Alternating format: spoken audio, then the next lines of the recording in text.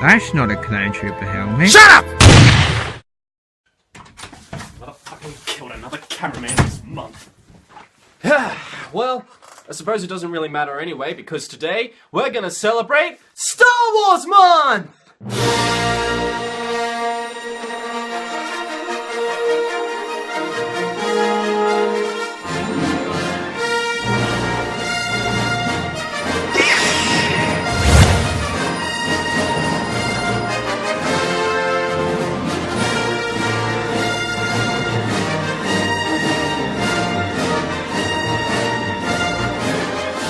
Hello my lovely viewers of the World Wide Web, and welcome to the TheJackedex show. And also welcome to the first annual Star Wars month, where I dedicate all of May to the beloved Star Wars franchise.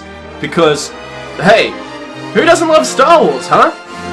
Everyone loves Star Wars. Well, maybe not everyone, but you gotta admit that this sci-fi space opera film franchise has garnered many critical praise with the original trilogy, average reactions to the prequel trilogy, and has spawned countless video games and TV shows more times than I have washed my hair. Star Wars is pretty damn famous for its video game lineup, whether they be spin-off racing games from the prequels, Lego tie-in video games, which I hold dearly to my heart ever since I was a little muffin, or maybe, for us grown-ups, we have taken it upon ourselves to enjoy the classic first-person shooters, or even third-person hack-and-slash Jedi games like Republic Commando, Knights of the Old Republic, the Jedi Knight series, The Force Unleashed, and let us not forget the classic and fabled Star Wars game shoot-'em-up series, Star Wars Battlefront. Yup, you know these guys. Before Team Fortress 2, we had tactical battles, Star Wars montages, Battle of the Heroes, dogfights. Basically, Star Wars Battlefront was its own kid on the block when it came to FPS games, and unfortunately, I was not one of those people who could play online with friends for a Star Wars battle because I was a cheeky little snot. But regardless of that, ever since the teaser trailer for the new and upcoming Star Wars Battlefront being developed by EA Digital Illusions, oh dearie me, I've taken it upon myself to revisit these fabled classics to see if they still hold up today. And this is a little bit awkward for me because I gotta admit, playing by myself in a game that really should be enjoyed by multiple people on the same server is what makes the experience worthwhile. And I know I don't really go into multiplayer aspects or anything like that, but you know what, why don't I just play the game and I'll show you all what I'm talking about a little later on, alright? So, yeah, let's get going. First up is Star Wars Battlefront from the Best of PC collection. How I would love to go into detail about all these lovely games, but one game at a time.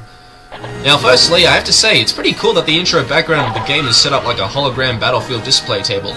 It doesn't really add anything in my opinion, but I think it's pretty cool that they start us off with their original roots of originality. Try saying that 6 times in a row. So, on to the first campaign, where I'm playing as the Separatists and I'm a fucking robot. I mean, where's Mega Man X when you need it? I mean, it certainly could be more appealing than dull-looking pelican-faced brown droids. But hey, I'll rip into this game when there's actual flaws, so let's start with the presentation. On the most part, it looks pretty good. I mean, the textures are certainly a little dated, but the architecture itself, as well as the layout of the battlefield, is expansive, easy to see, and it does feel like a genuine Star Wars planet. I mean, no matter how much you look at the backdrops and even the starting map, you gotta admit, the Star Wars lore still has its added charm of breadth and life to it. Even the models themselves aren't too shabby, but you can certainly tell that this game was a game of its time. You know, the graphics were built for PS2 and Windows XP, but hey, it's still Star Wars, and I think anyone could tell you just by looking at it that this was a Star Wars game for its time. Gamers and even Star Wars fans could look at this and still praise it for its appealing art and battlefield graphical work. But this is a bloody game about shooting robots, capturing command posts and recreating historic Star Wars battles, so why don't I talk about the fucking gameplay? Now, most people of today could look at this game and say, it is a pretty dated as a shooter, but I kind of disagree on that front. I mean, sure, I don't play it religiously or even consider this the greatest Star Wars shooter ever. I mean, you can slap that onto Star Wars Battlefront 2, but I'll get to that later. On the one hand, it does have variety with classes and even faction differences. For example, for the Separatists, you have your super battle droids that act as your typical soldier class, the same way that an ARC clone trooper would act as the soldier class, or foot class, whatever you want to call it. And then every other class after that is a sniper, RPG trooper, engineer, and then at lucky last is your droidica for the Separatists, a clone commander for the Republic, etc. and etc. The ARC troopers and super battle droids pretty much function how you think they function. You can aim, shoot your enemies, throw additional grenades or rocket launchers at your foes to step up your game, combat dodge out of fire, even though sometimes it doesn't bloody work. And you can run all over the goddamn place with one of the most slowest running animations ever. Run, run, run, run, run, run, run, run, run, run, run, run, run, run, run. So, yeah, okay, let me just talk about one of the few major problems with this running mechanic and even the dodging. First off, why? Why do these guys not have a sprint button? I mean, wouldn't that shorten the amount of time I would need to get anywhere? I know that having to program a sprint button must be troublesome to differentiate the two functions, but look at games like Deus Ex, they have a walking, running, and sprint button. I know this sounds really stupid and a lot of people would tell me to be patient, but that just brings me to my second problem with this game that coincides with the first problem. Again, the battlefields, while nicely crafted and the draw distance is great, it is far too damn expansive, and it can take you up to 2 or even 3 minutes of just running around not doing a single goddamn thing to get anywhere! I mean, there was only a certain amount of times where I could pick off enemies in the distance, but even then it was too tricky because some of the shots will just barely miss them. I can dodge roll to get around quicker, true, but the camera has to be faced to the side of me in order for me to do a dodge roll, because doing a forward roll would just make too much sense. Hell, even the dodge roll is only barely useful because even though it helps me evade the shots, the telegraphed attacks of the enemies are too goddamn precise, and I swear not a single shot missed me. Oh! Bollocks! I mean, the only saving grace that keeps me from being disconnected from the battle more times than I am disconnected with Dota 2 is the vehicles. Holy hell are the vehicles cool. Yeah, that's right, every faction has their own unique Star Wars vehicle to help them aid them in battle. They have their strengths, and they have their flaws as well. Scout bikes, like the Staps for example, have the least armor and effective gun power, but it's easily the most fastest, and it has the most rapid-fire speed to it. All-terrain Tactical Enforcer 636 vehicles were the biggest, most heavily armored, and most heavily fire-powered of the Galactic Republic war machines. However, they were slow, reload times were slow, and they required a full team of 3 people to operate every single battle post, so yeah. Do I sound like a battle commanding dork to you now? Well, my lovely viewers of the World Wide Web, when you play Battlefront, tactical strategies, and hours upon hours of playing games like this can do a lot to help boost your tactical reflective mind. You see, even though this is a shooter, there is a high level of strategy to it, at least for my taste.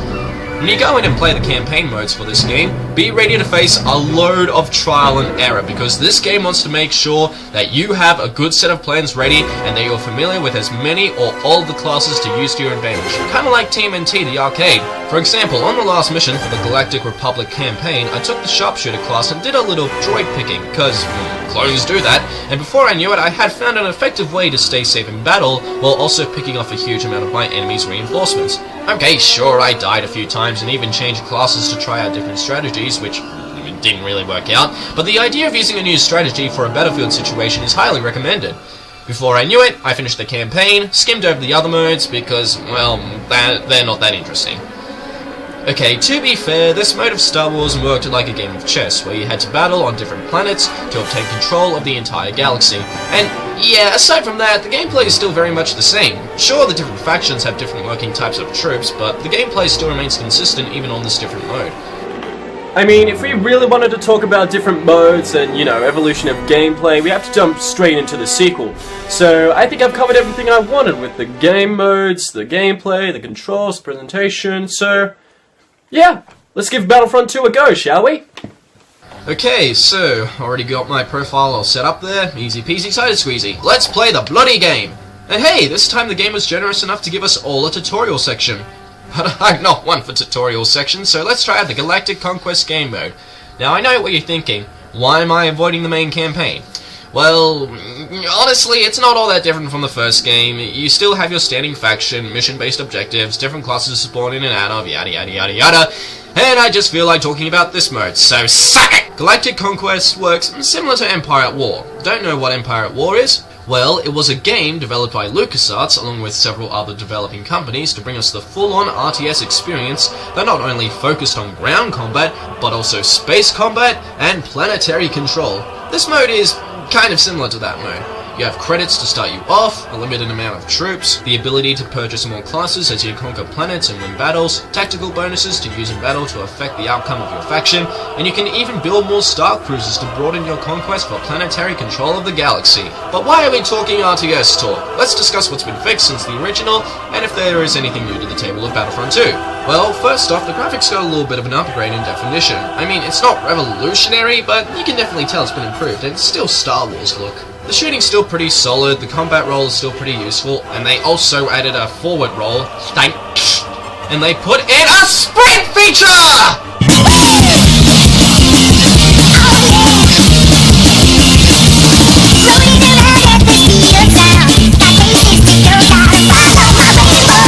Okay, so the game still looks and feels pretty similar to the first game, yeah. You have your primary weapon tailored to your specific class in order to gain an upper hand in combat. You have your secondary pistol and grenades to keep your enemies on your toes, and you can still pick up ammo and health dropped by enemies to regain your health and supplies. So, yeah, it all feels pretty similar in terms of gameplay, but the sequel has shown that the amount of time, fine-tuning to the gameplay, the presentation, just about everything the first game had pretty much been upgraded into this brilliant sequel. And yes, the gameplay from just standard shooting, rolling, and tactical advantages is all very similar, and it looks like there isn't a lot to talk about, so why don't we take our next point of interest to Space Combat! Yeah, this is the gameplay change in Star Wars that everyone, and I mean everyone, practically freaked over. But freaked over in a good way. Because this time, not only did you have combat in spaceships parallel to fighting on planets, you also got to fly around and battle in starships. Like the trooper classes, the starships also had different abilities, unique cannon fire and missile launchers tailored to their ship types such as bombers, seekers, fighters, or just Jedi starfighters. And just like usual ground-based combat campaigns, there were multiple ways you could win a space battle the same way you could win a ground battle. On ground battles, you could either capture or command posts or hold out against the enemy for a short amount of time, or you could simply wipe them out. All of them! However, in space, because troops constantly spawn on the main objective centered on obtaining the most points before the enemy does, you had to think differently and play like a space marine in order to win the battle. You see, in space combat, you had your selection of main cruisers and sub-battle cruisers. The main goal is to destroy as many of your opponent's opposing starfighters, battle cruisers, and their main battleship by any means possible, whether it be bombing the sub-battle cruisers to lower your enemy's defenses and offensive backup, destroying as many starfighters as possible, or by simply targeting the main battleship by destroying its life support systems, engines, bridge, radar, and shield from the outside and inside. That's right, if you weren't comfortable with flying around like a moron in space, you could simply dock into your enemy's main battlecruiser and sabotage their ship from the inside, kinda like Metal Gear Solid. But unlike Metal Gear Solid, the enemy was constantly aware of your presence, so being able to stay alive while destroying as many of the ships as possible without getting killed was very difficult. However, if you were good at dodging and shooting at your enemies, everything could be done before you could say, "You underestimate my power!" So, yeah, that's basically the gist of it. Get the most points, conquer as many planets as you can, earn credits, spend credits, buy bonuses, more classes, battleships, planets, oh lordy, this is an amazing mode and a great game at that. So that's pretty much everything that I've covered, but before I sign off, how about we take a look at the fabled Heroes and Villains mode. You see, in Battlefront 2, in some missions and game modes, you could have the option to play as infamous Star Wars heroes and villains, ranging from Obi-Wan Kenobi to Darth Maul, Aayla Secura to Boba Fett, all that good stuff. It was basically like a game of Smite, you know, kill as much of your enemies as possible, rank up points, and become the motherfucking best hero you could be. Ha! Yeah, take that! Now, fucking get away! Yeah, haha, take that, stupid bitch! Yeah, no, goddamn. Fuck! Oh, and because I was a bit of a dumbass yet again, I ended up recording all this footage while I was Skyping my friend from Melbourne, so... man. I want to find this one epic soundtrack from the movie, but I can't find it anywhere. Not even the soundtrack list. How do you find what doesn't exist? David, help me. How do you find what doesn't exist? So, yeah, that's all I have to say about Battlefront and Battlefront 2. And, yeah, I'm aware that there are some things that I skimmed over, but honestly, even if I were to include talking about them, there would be short little trivia notes, and the gameplay would have been the same. And honestly, I think it's good to keep the audience interested in knowing what has been untold. The shooting mechanics, the classes, the maps, it all works smoothly, even if there are a few problems here and there. Like I said, there are tons of different game modes and Star Wars maps that I hadn't covered, and the main reason I'm keeping this from you is because this is a game that's best left discovered for gamers to enjoy. yeah, I did go into huge detail about the gameplay and main game modes, but hey, at least I did give you guys an idea what to expect, and to revisit this game recently was actually a nice little comeback to nostalgia for me. Let me just say it right now, I do not play these two games religiously today. In fact, if anything, that's best left to Team Fortress 2. However, because of the upcoming Star Wars Battlefront game that's set to release this year, I thought it would be best to cover the original duo of games for the PC, and you know what? They seem to hold up pretty well. And why do I think that? Well, let me put it this way. Star Wars Battlefront was a great introduction to a new Star Wars shooter genre, and even if the problems are noticeable, it's still good enough to declare it as the first of its kind. The sequel brought tons of new things to the table with new gameplay mechanics, game modes, tighter graphics and controls, and just overall making it feel like a Star Wars shooter experience. And so, with all of that said, ladies and gentlemen, if you're curious about these two games, go ahead and pick them up. You can get Star Wars Battlefront 2 on Steam for about $10, I think. At least that's what I checked last time. And so, if that game is right up your alley, give it a go. It's a definite recommendation from myself. Unfortunately, the online multiplayer and wireless chat services will not work due to some online functionality issues or some shit like that. So if you're expecting online play, you'll be a little disappointed. So don't come crying to me if you can't get online. But aside from that, thank you all for tuning in to the first episode of Star Wars Month. Just 4 more episodes left to go for this month. And with all of that said, in the name of the Precursors, may the Force be with you. Live long and prosper, and I'll see you guys next week for more Star Wars Month!